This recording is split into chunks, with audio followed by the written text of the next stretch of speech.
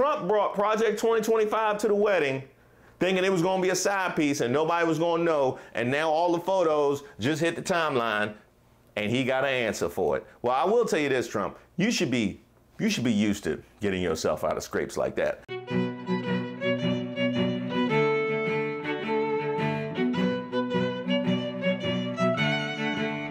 Welcome to Street Politics.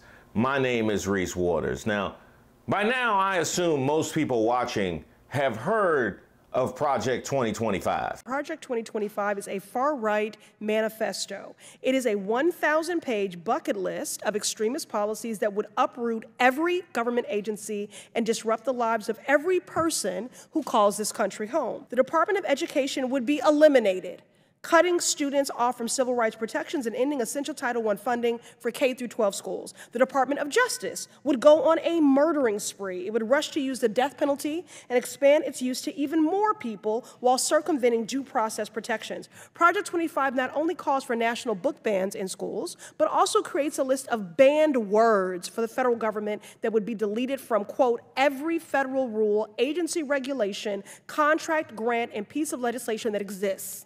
End quote. Here are just a few of the words on the list: diversity, gender, reproductive health, and of course, conservatives want to ban the word abortion. On that note, abortion care would be inaccessible and illegal no matter where you live. Now, we could have an entire hearing on how these policies would quite literally ruin and end lives, and I didn't even touch upon proposals for housing, climate change, worker protections, and more. If enacted, Project 2025 would destroy the federal government as we know it. Now, the link to that video is in the description, and if you haven't heard of Project 2025, it is basically the transition plan for a second Trump presidency.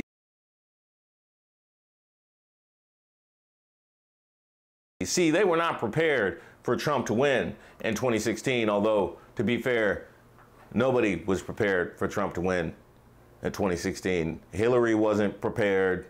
We, the people, were not prepared. I don't even think the animals were prepared for Trump to win in 2016, which actually makes sense because nobody thought they would roll back environmental protections the way that they did. Now, thanks to many on the left wing for sounding the alarm, and of course, DC's own Taraji P. Henson, more people than ever are trying to find out what the GOP has in store. It seems like a lot of people are starting to pick up on the project and its proposals, thanks to warnings like this one from host Taraji P. Henson at this week's BET Awards. See, this is why we can't allow plus ones to the cookout. This is exactly why we can't allow plus ones to the cookout. Chris, you cool, but what did you call her? Taraji Beat Henson? Like, did you give her a breakdancer name? This one from host Taraji P. Henson. You ain't seen Empire? You ain't seen when Terrence Howard threw Jussie in the trash can? You ain't seen Hustle and Flow, Talk to Me, Hidden Figures? You ain't seen Baby Boy? Jody? All right, Chris, I'll let you finish. This one from host Taraji P. Henson at this week's BET Awards. Pay attention. It's not a secret. Look it up. They are attacking our most vulnerable citizens. The Project 2025 plan is not a game. Look it up. According to some reports, the project actually began trending on Google immediately after those comments. But even with the new influx of attention, I still think the details of Project 2025 are undercovered relative to how absolutely unhinged they are, even by the standards of today's Republican Party. And I think this portion of Project 2025, the authoritarian plots to purge the civil service, replace it all with MAGA loyalists, like deep down into the government, is getting most of the attention, and for good reason. But there's so much more to Project 2025, including, again, a whole bunch of fringe, hard-right culture war stuff. So, for instance, unsurprisingly, the document calls for a full-out, whole-of-government approach to the assault on reproductive rights on women.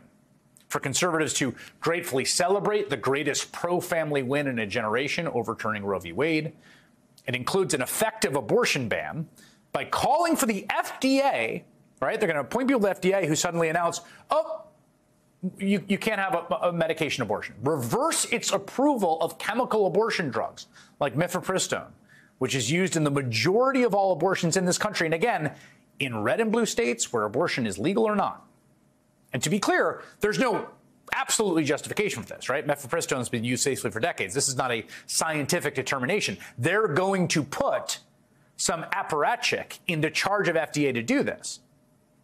Project 2025 wants to take it away, citing in part the hundreds of thousands to millions of babies whose lives have been unjustly taken through chemical abortion. The document goes further than FDA approval, calls on the Department of Justice to criminalize sending the pill through the mail under the Comstock Act, an archaic anti-obscenity law from the 19th century, which has been rendered largely unenforceable in subsequent decades. In addition to the abortion pill, Project 2025 also wants to strip the mandate for free emergency contraception from Obamacare. And look, Republicans are not going to stop until they have all but eliminated access to reproductive health care in this country, full stop.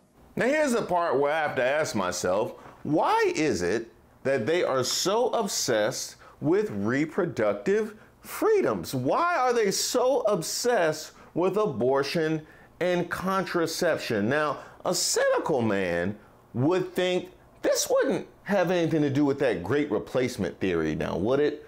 Would this have anything to do with repopulating the country to turn the tide of the culture war against what you see as rampant black and brown expansion? Would this happen to have anything to, no, that would be cynical of me. But then again, if you are so encouraging of new life, then naturally you would be at the forefront of making sure that our social services are funded and expanded in order to make sure that all of these new babies that we're popping out have a fair chance to grow and thrive and achieve the American dream. Because as long as they're going to stay impoverished and prevented from having a fair chance at a decent education, or at least anything that approaches what you're giving the 1%, you know, the people that are making these kinds of decisions, then really all you're doing is creating an expanded underclass to fill up your jails and the front lines of your wars. But of course, you could go ahead and prove me wrong by deciding to completely contradict all of your prior stances on literally any of the services that might help improve the life of these new babies. Don't worry, I'll wait.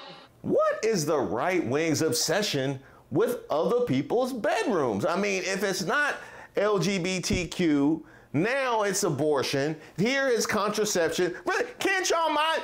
Y'all need some more action. Clearly it's not enough going on in these right-wing bedrooms. I mean, really, y'all need a swinger summer camp or something?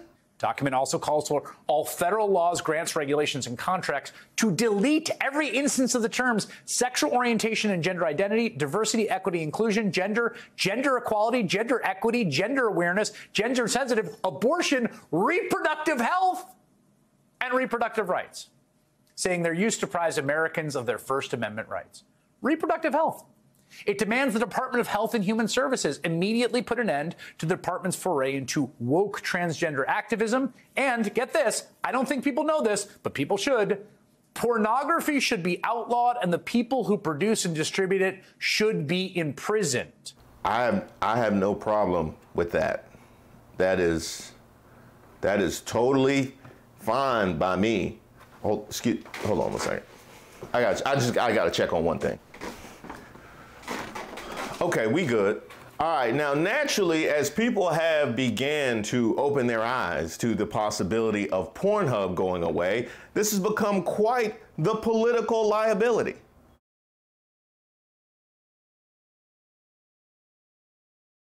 Oh, okay. Well, if you say so, Trump. Wait, what's that? Oh, no. Hey, Trump, we got a problem. Apparently, Trump's name appears in Project 2025 manifesto 312 times. And then there's the fact that his own press secretary is actually in recruitment ads for Project 2025. There is the fact that his super PAC is running ads promoting Project 2025, calling it Trump's Project 2025. And last but not least, one of his top aides, John McEntee, being the guy behind Project 2025.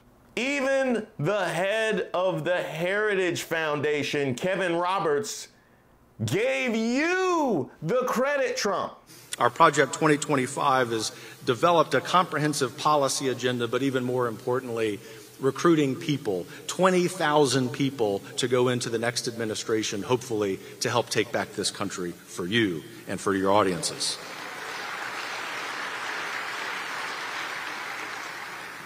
We want no credit. We want the American people, if President Trump is elected again, President Trump and his administration, to take credit for that. But it will also be a great sign, if all of this is successful, that in fact, as we know in our prayer time, but maybe not every time when we're watching the news, that the Lord is still smiling upon America. Now, what we have here is a simple confusion of whether or not Project 2025 was supposed to be a political wife or a political side piece. Is this supposed to be something that you parade around as something that you hang your hat on and what you're willing to offer the public? Or is this something that you're just trying to slide in at 2 a.m. when you hope nobody's looking? See, Trump is acting like it's a political side piece. He's trying to act like it's something he's trying to slide in. But everybody else is acting like this is the landmark legislation. We want everybody to know about this. This is like Trump just brought the political side piece to the wedding.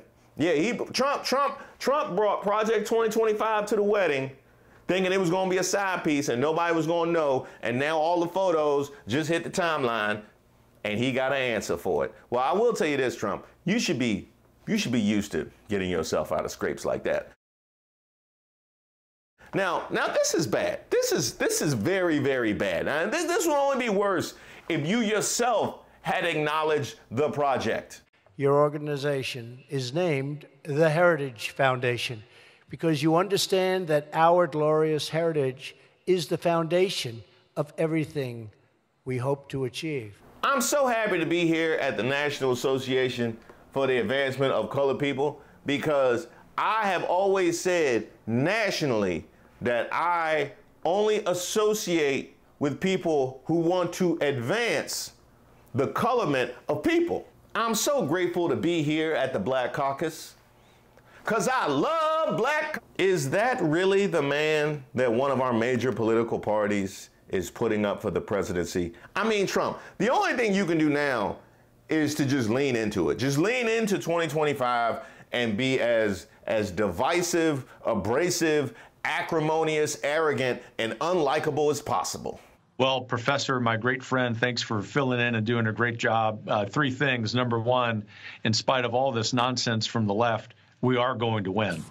We're in the process of taking this country back. No one in the audience should be despairing. No one should be discouraged. We ought to be really encouraged. Now I want you to note something here. He said we're taking our country back, despite the fact that a great number of the items listed in that 900-page manifesto is against the will of the people. Much of what the Supreme Court has done recently is against the will of the people. So when he says we're taking our country back, what he means is we're taking our country back.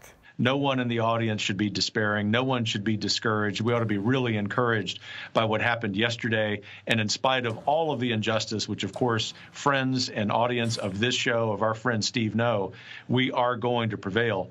Number two, to the point of the clips and, of course, your preview of the fact that I am an early American historian and love the Constitution, that Supreme Court ruling yesterday on immunity is vital. And it's vital for a lot of reasons, but I would go to Federalist number 70 if people in the audience are looking for something to read over Independence Day weekend, in addition to rereading the Declaration of Independence. Read Hamilton's number 70, because there, along with some other essays, he talks about the importance of a vigorous executive. You know, former congressman, the importance of Congress doing its job, but we also know the importance of the executive being able to do his job. And can you imagine, Dave Bratt, any president, put politics off to the side, any president having to second guess, triple guess every decision they're making in their official capacity? You couldn't have the republic that you just described. Wait, so what you're telling me is you don't want the president of the world's most powerful nation, full of hundreds of millions of people, thinking twice or maybe even, dare I say, 3 times about the decisions that might affect hundreds of millions of people. You just want them playing it like they just jumped on a video game. That's how we got here? Is they just act however willing? So they haven't been ensuring that their decision making is sound up to this point, and you want to make sure that they never have to do so. I got it. So basically, we want the president to have the decision making of the cast of Love and Hip Hop. Let me speak about the radical left. You and I have both been parts of faculties and faculty senates and understand that the left has taken over our institutions. The reason that they are apoplectic right now, the reason that so many anchors on MSNBC, for example, are losing their minds daily is because our side is winning. And so I come full circle in this response and just want to encourage you with some substance that we are in the process of the Second American Revolution, which will remain bloodless if the left allows it to be. Quote, we are in the process of the Second American Revolution, which will remain bloodless if the left allows it to be.